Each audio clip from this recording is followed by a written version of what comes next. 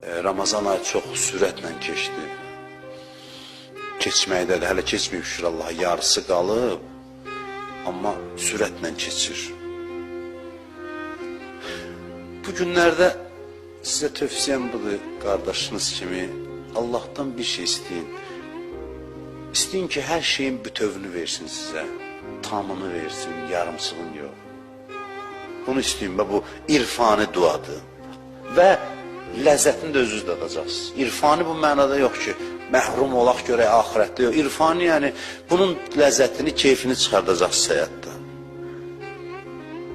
Həm özümüz üçün hər şeyin tamını istəyək, həm başqa insan, tam bütövünü, külliyatını, hər şeyini.